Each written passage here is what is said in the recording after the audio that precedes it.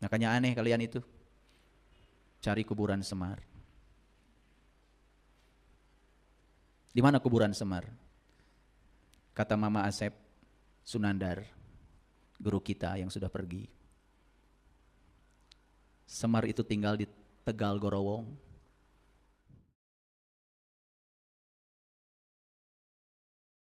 Kesadaran kita itu tercover, terkurung oleh program-program yang pernah diinstalkan ke hardware kita itu. Itu yang membuat nasib kita berbeda. Makanya orang yang berkelimpahan dengan orang yang kekurangan, bedanya cuma pikiran dan perasaan. Yang berkelimpahan selalu berpikir positif tentang uang, tentang harta. Yang kekurangan itu karena selalu berpikir negatif. Itu aja. Yang satu diajak bisnis, yes, saya pasti berhasil. Yang satu diajak bisnis, wah nggak mungkin.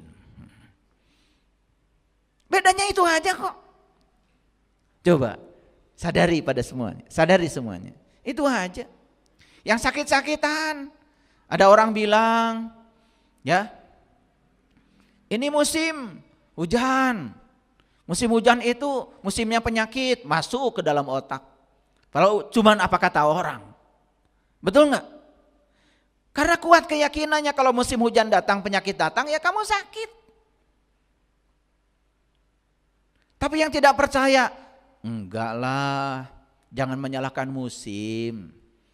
Kan penyakit itu karena buatan kita sendiri, betul nggak? Kalau kita jaga kesehatan, pikiran kita bagus, apalagi punya BPJS. Tahu BPJS? BPJS itu bobo pada jam 10. Ya tidur larut malam terus. Betul nggak? Siang jadi malam, malam jadi siang, kebalik-balik. Ya sakit. Melanggar hukum alam. Makanya Nabi Muhammad bilang, tidur lebih cepat, bangun lebih cepat, pasti sehat. Coba. Tidur aja nggak jelas jadwalnya. Makan gak jelas jadwalnya. Betul? Pagi-pagi jam 6 sudah sarapan. Kupat tahu. Jam 8 ada yang lewat nasi kuning. Jam 10 ada yang lewat lagi. Ketoprak. Jam 11 bakso belum ada.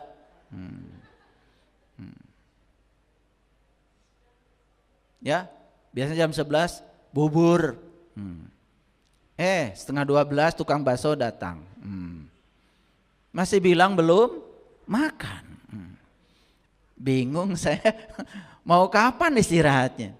Sedangkan untuk terbentuknya sel baru yang namanya autopagisom, kita ini harus membiarkan perut kita itu setidak-tidaknya 6 sampai 8 jam kosong. Makanya saya kalau habis sarapan pagi setengah 6, ya sudah, selesai. Saya makannya juga buah, sayur gitu aja. Saya biarkan, biar perut saya bisa menyerap semua nutrisi dari buah, nutrisi dari sayur. Saya izinkan untuk diserap dulu, sampai nanti jam 1. Ya jam 1, ya karena butuh untuk nutrisi, ya saya baru makan sedikit. Setelah itu ya gosok gigi, saum lagi sampai malam. Kalau nggak ada kerjaan lagi ya nggak usah makan. Tapi kalau ada kesibukan, perlu energi, ya baru makan. Makan malam, namanya juga makan malam, ya makan seala kadarnya aja, tidak usah banyak-banyak. Kan gitu. Kalau makannya sedikit, makanya tidurnya lebih cepat, bangunnya lebih cepat. Saat bangun kan bugar, sehat, memasuki hari baru dengan semangat baru, kan enak. Pikirannya selalu positif, ya. Di sini selalu diliputi oleh cinta, kekuatan positif. Hari itu kan akan menjadi hari yang menakjubkan dan menyenangkan. Sesederhana itu hidup. Paham ya? Jadi pemandangan yang indah, pemandangan yang menakjubkan akan datang setelah pendakian. Setuju ya? Oke.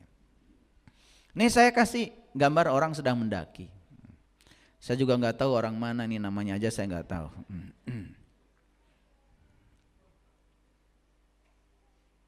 Ini yang saya sampaikan tadi. Kalau dia belum sampai puncak gunung, ketika dia membalikan badan, kalau melihat pemandangan dari arah selatan, utara, timur, barat akan berbeda. Kalau masih di punggung gunung, ini masih di punggung gunung. Begitu sampai di satu titik namanya puncak gunung, mereka semua yang sampai di puncak akan melihat pemandangan yang sama. Makanya saya merindukan kondisi di mana semua orang bisa mencapai puncak gunung, sehingga bisa melihat pemandangan yang sama. Tidak berdebat lagi, tidak merasa paling benar lagi, tidak usil lagi pada orang lain. Ya, saya heran ya, banyak sekali orang yang mau menginvestasikan waktunya untuk mengomentari orang lain. Dikiranya hidup itu mengomentari orang lain. Tidak ya, hidup itu ngurusi dirimu sendiri. Urus aja dirimu. Kalau mau sharing sama orang lain, itu keberhasilan mengurus diri. Ya. Kalau mau disaringkan itu juga, kalau dibutuhkan.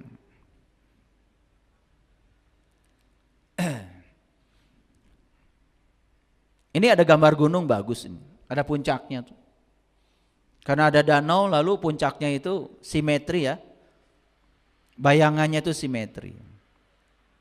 Saya cuma ingin menunjukkan pada Bapak Ibu, di puncak gunung di titik ini, nih di titik ini yang paling puncak di sini. Saya yakin semua orang akan melihat pemandangan yang sama. Kenapa di puncak itu selalu terasa lebih indah? Karena kekosongan yang dilihat oleh kita lebih besar. Jadi sebenarnya yang membuat segala sesuatu itu indah itu karena kosongnya banyak. Rumah itu terasa indah kalau kosongnya banyak. Makanya kalau ingin kosongnya banyak, bikin rumah gede dikit lah. Betul nggak? Iya, langit-langitnya tinggi dikit gitu, atapnya tinggi dikit. Makin banyak kosongnya, itu makin indah. Dan yang paling indah tuh yang paling besar kosongnya. Dan yang paling besar kosongnya namanya alam semesta. Makanya orang yang sering ke alam semesta itu tahu kalau itu tempat yang paling mewah. Bukan rumah. Rumah mah banyak dindingnya. Apalagi rumahnya sempit. Betul nggak? Kosongnya sedikit. Ternyata dalam hidup ini yang paling berguna itu kosong, Ibu Bapak. Kosong.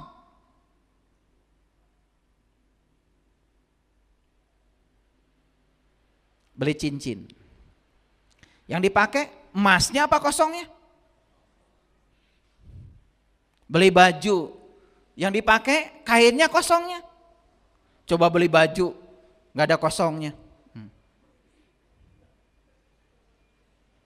Betul apa tidak? Beli kalung yang dipakai apanya? Kosongnya. Beli karung yang dipakai apanya? Kosongnya. Beli gelas yang dipakai apanya? Kosongnya. Beli piring yang dipakai apa? Kosongnya. Ternyata kita baru sadar dalam hidup ini yang berharga itu, yang berharga, yang bernilai, yang ada duitnya itu, yang gak kita pakainya. Dan yang kita pakai itu, yang tidak pakai duitnya. Coba, Bapak Ibu pergi ke toko emas. Beli kosong atau beli emas?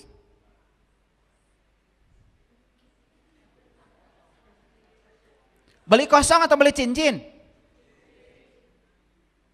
Kan yang mahal itu cincinnya.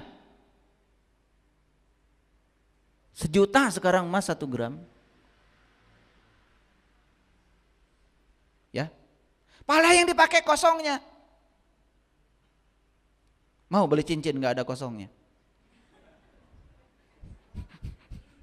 Baru sadar. Jadi yang berharga itu emasnya. Padahal yang dipakai kosongnya. Apa sih kosong itu? Nih kosong.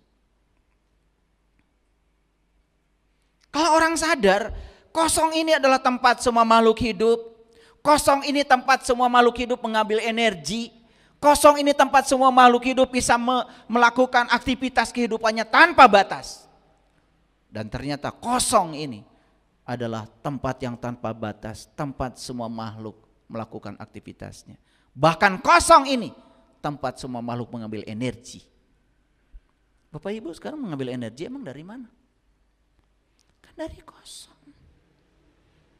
Betul apa tidak? Kita boleh tidak makan 3 hari masih hidup. Boleh tidak minum 3 hari masih hidup. Tapi gak mungkin kita tidak mengambil napas setiap saat. 5 menit aja gak ngambil napas. Karena kosong tidak mengizinkan. Gak ada di sini lagi kita. Tapi pernah gak menyadari dan berterima kasih pada kosong ini? Pernah gak menyadari kalau kita semua diliputi oleh kosong? Bumi diliputi kosong? Matahari diliputi kosong? Dan kita sering tidak jujur. Kalau sedang melihat ke atas, itu burung. Gak jujur. Kalau saya melihat kosong, ada burungnya. Ada pesawat lewat, itu pesawat. Pernah gak ada orang, itu kosong. Ada pesawatnya. Itu udah sadar tuh orang dengan kosong. Kan selama ini kita tidak sadar dengan kosong. Makanya kalau makan saya berterima kasih. Terima kasih untuk daya sambung semesta. Tanah, air, api, udara, dan ruang kosong. Saya berterima kasih pada ruang kosong. Karena gak ada penciptaan kalau gak ada ruang kosong. Betul apa tidak? Bapak Ibu bisa jalan gak dari rumah sampai sini? Melewati apa itu? Ya melewati kosong. Dan kosong ini akan ada selamanya. Bumi boleh tidak ada lagi, tapi kosong akan ada. Karena sebelum bumi ada, kosong sudah ada.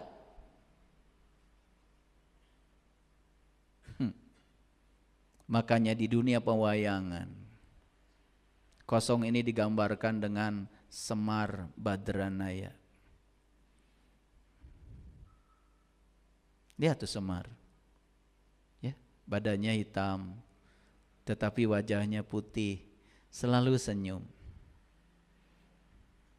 Karena di balik semua yang disebut gelap itu, ternyata ada cahaya yang terang benderang.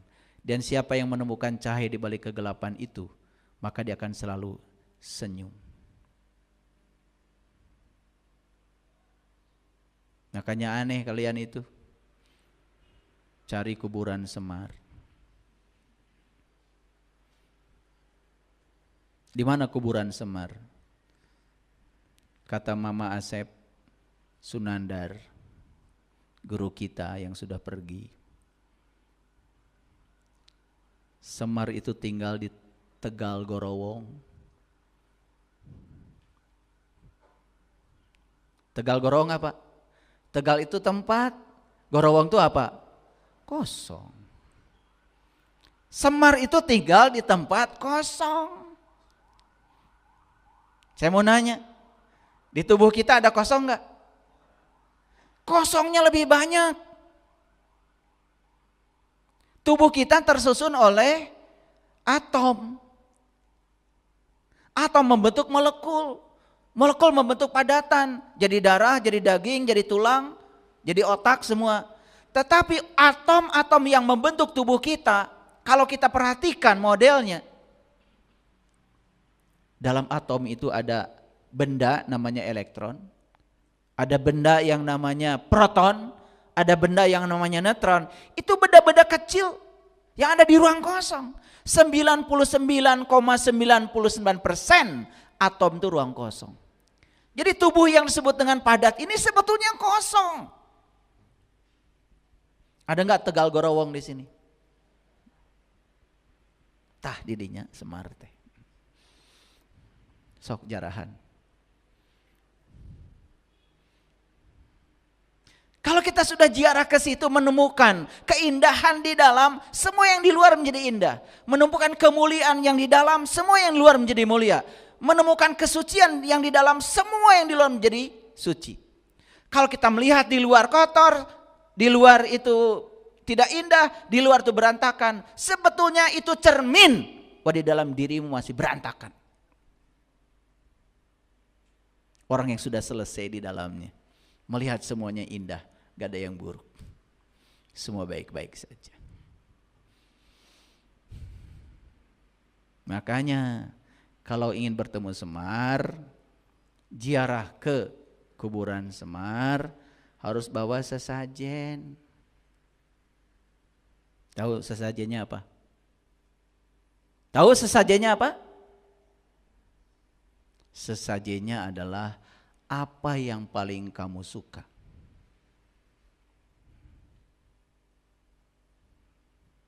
Apa sesajennya? Apa yang paling kamu sukai? Saya kasih tahu nih sekarang.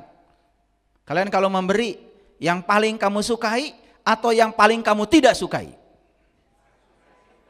Jujur. Ngasih baju sama saya. Ayah, mohon maaf saya persembahkan baju ini. Kenapa dikasih saya? Maaf, di saya udah sereg. Pemberian bukan itu. Itu bukan sesajen. Sesajen itu berikan yang kamu suka. Kalau ngasih sama orang, kasih yang terbaik. Nih, ada yang ngasih batik sama saya. Baru.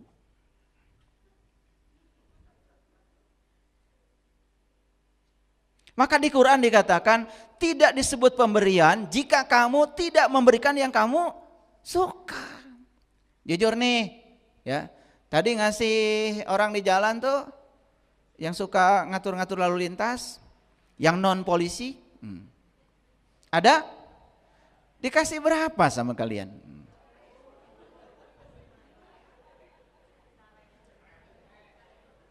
Receh, 500, 1000, pamulangan. Gak ada niat untuk ngasih yang terbaik sama orang.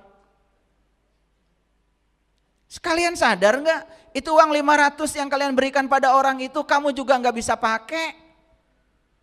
Dikasih sama orang, tapi merasa dermawan.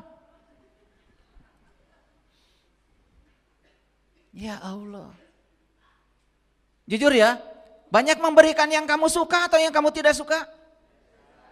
Nah, moal panggih jeung Semar. Makanya kita nggak sadar-sadar. Mau belajar agama spiritual nanti kalau sudah pensiun. Cek Allah teh, waktu oge pasesaan keur uing mah. Betul gak? Lagi muda, lagi duitnya banyak, lagi banyak bisa berbuat baik. Gak ada orang belajar agama. Udah pensiun, sagala teu boga. Kakara. Pak Yai, aduh. Kalau dulu waktu saya sebelum pensiun, masjid ini gak usah minta sumbangan. Nya baheula. Ngesangsara kakara ngomong saya mah. Oh kaera. Bagaimana Allah memuliakan kita? Untuk Allah kita selalu pasesaan. Ngasih sama orang yang sudah kita tidak sukai. Bahkan bikin musola juga di rumah gak direncanakan. Kebetulan di belakang ada tempat gudang. Tekango. Atau sepeda mal musola cek Allah keur uing eta tempat. Pasesaan. Bagaimana kita dimuliakan Allah? Kita tidak menjadikan Allah the topmost priority. Bohong kita bilang. Wa nusuki, wa mahyaya, wa mamati lillah. Gombel kata Allah. Saya ingin bicara apa adanya Bapak Ibu. Karena apa? Saya melihat ini fakta. Fakta. Aduh, kalau mau bantu membangun peradaban saja, hitung-hitungannya luar biasa. Kalau untuk orang lain, hitung-hitungannya luar biasa. Oh, saya sama. Keheula. Masak banyak, bukan niat mau ngasih orang. Hayang sebeuh, pengen wareg. Talamun, kakara ingat tetangga, ya bagikan. Sieta mah kitu wae. Gak diniatkan.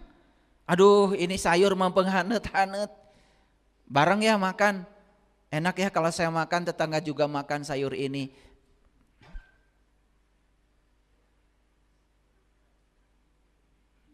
Gak pengen gitu begitu. Geus hasum, Teka dahar daripada ke tempat sampah, pastikan kata tangga, duh. Itu sesajen yang kita persembahkan selama ini. Sesuatu yang kita tidak sukai. Harusnya kita mempersembahkan sesajen itu sesuatu yang kita suka, yang kita cintai. Kita juga butuh, tapi ada orang lain yang lebih butuh. Baru keren. Baru kita akan bisa menyaksikan dan merasakan. Dalam kekosongan ada isi. Dalam isi ada kosong. Makanya orang Sunda bilang kosong itu sang hyang taya. Tuh orang tua kita mengasih namanya juga udah keren. Sang hyang taya, taya teu aya. Teu aya tapi aya, aya tapi teu aya. Sok atuh teleuman kadinya. Diajar ngaji teh tong maca wungkul. Telem sekali-kali masuk dalam kedalaman. Biar kita mendapatkan isinya, bukurnya. Ngaji itu jangan cuman cek-cek cenah. Kesimpulan Bapak Ibu, mendaki gunung, banyak jalan menuju puncak gunung, setuju? Setuju? Siapa yang akan sampai di puncak? Yang tekun di jalannya masing-masing. Bukan yang usil pada jalan orang. Kalian mah ngambil jalan ini, wah ini jalan paling bagus. Karunyanya tah batur lewat jalan itu. Karunya ka batur, teu karunya ka dirina. Hayo mikiran batur. Batur enggak surak sampai di puncak, ari maneh dihandap keneh da mikiran batur. Hadirin, sampai di puncak gunung itu banyak jalan. Bahkan saya menyatakan pada semuanya di ruangan ini, termasuk yang mendengarkan kajian saya lewat live. Jalan menuju puncak gunung itu sebanyak manusia. Kita punya jalan sendiri-sendiri. Makanya tidak perlu usil pada orang lain. Kamu tekun aja di jalanmu. Periksa jalanmu. Kenapa kamu tidak naik-naik? Orang sudah di punggung gunung setengah perjalanan, kamu masih aja di dasar. Kenapa? Kenapa? Periksa. Belajar introspeksi diri. Setuju ya untuk mencapai puncak banyak jalan? Setuju? Yes. Yang tekun mendaki pasti sampai. Setuju? Yang tekun mendaki di jalannya pasti sampai. Ya Allah. Allah itu menciptakan kita, melahirkan kita ke semesta ini untuk menjadi utusan Allah. Dan setiap orang akan dipakai oleh Allah untuk tujuan yang berbeda. Jangan pengen sama.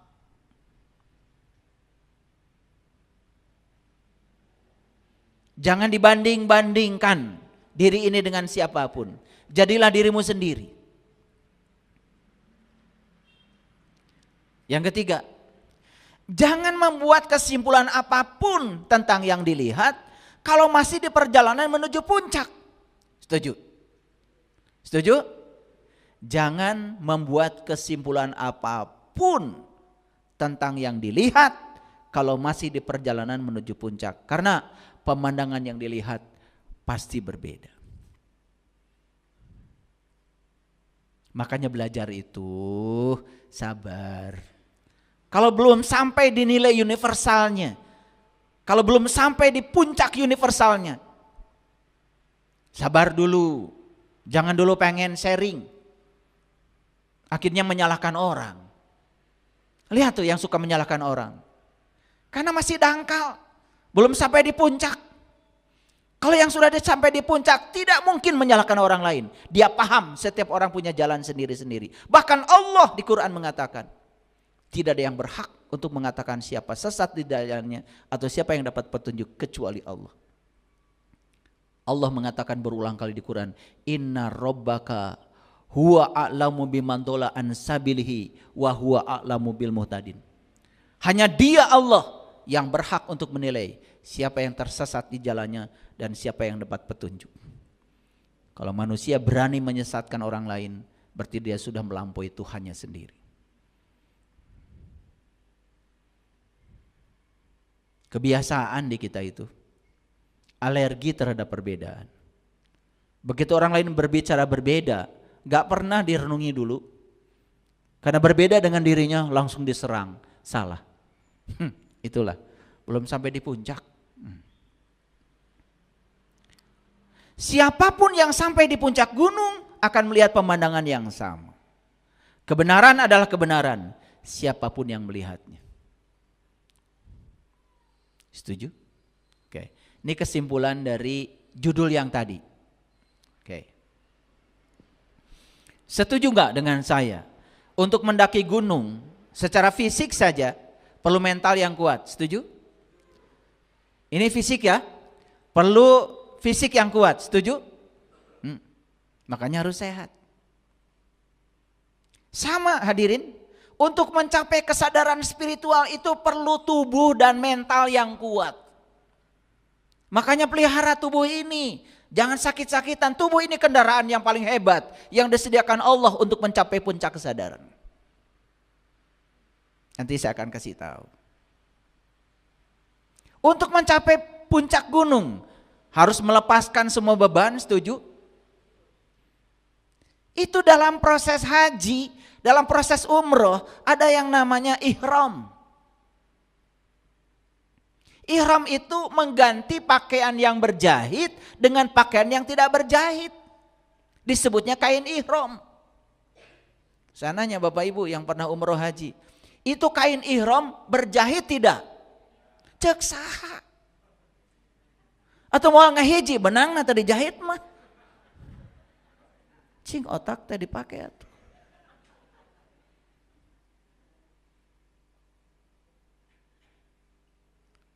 Lalu karena tidak mau berjahit, lalu pakai dikeling. Ari dikeling tadi jahit lain. Dikeling mah leuwih hese, ngalaana. Kayak besi.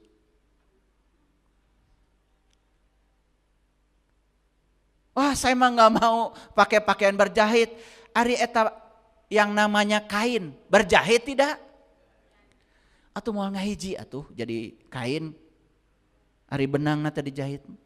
Kan mesin tekstil itu kan sebetulnya menguntai supaya benang jadi pacantel. Pacantel. Bahasa Inggris nama. Paham ya? Oke, supaya bersatu kan? Kan itu tuh dijahit sebetulnya. Tapi kalau kita mempermasalah kain ihram gak selesai-selesai. Saya mau ihram, cari pakaian yang tidak berjahit, mual aya. Dan semua kain sudah berjahit. Memang betul tidak dijahit ke tukang jahit. Apaan di pabrik tekstil teh dihijikeun eta teh benang teh dijahit. Cing malah likir atuh. Sampai sabuk pun gak mau berjahit, pakai sabuknya yang dikeling. Aduh. Tuh tadi daya kritis sudah tidak ada. Lalu kita lupa pada simbolisasinya. Lupa pada maknanya. Padahal maknanya kalau kamu mau pergi ke Baitullah, mau pergi ke rumah Allah, mau sampai di Sidrah Al-Muntaha, mau sampai di puncaknya gunung. Lepaskan semua ikatan. Lepaskan semua jahitan. Ingat Bapak Ibu, dulu kita datang ke sini telanjang. Bahkan kita muntah di boehan ku tatangga mah balik oke taranyang. Da ku tatangga tadi di bungkusan teh. Lain ku sorangan da teh aya nu maot masang boeh sorangan. Betul apa tidak? Sadar nggak kita datang ke sini sendiri tanpa kemelekatan teu jeung sasaha. Nah ari geus hirup di alam dunia. Ewu pakeu. Betul enggak? Sieun leungit dunya. Sieun ditinggalkeun pasangan. Apan rek uih oge nyalira. Yang takut itu karena selama hidup tidak meninggalkan apa-apa. Makanya selama hidup gak usah ngumpulkan bekal. Kan suka ada. Kenapa kamu ibadah bekal nanti? Di akhirat. Ke akhirat mah teu moana naon. Kan ada peribahasa. Gajah mati meninggalkan gading, meninggalkan ya temawa gading. Harimau mati meninggalkan belang. Manusia mati meninggalkan karya, karya nyata yang monumental yang dikenang oleh orang. Walaupun kita sudah mati, tapi kita tidak mati karena karya kita dikenang orang. Makanya kalau orang Sunda mah gaduh sumpah, cadu lamun paeh kudu jadi bangke. Padahal sebetulnya siapapun yang mati tubuhnya pasti akan jadi bangke. Tapi cadu, orang Sunda tuh.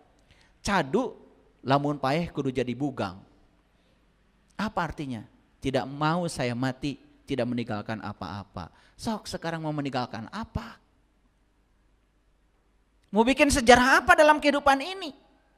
Mau dikenang sebagai siapa? Nabi Muhammad 1500 tahun yang lalu beliau sudah meninggal. Sampai sekarang namanya disebut-sebut. Perangainya sampai sekarang terus didakwahkan. Teu hoyong gitu.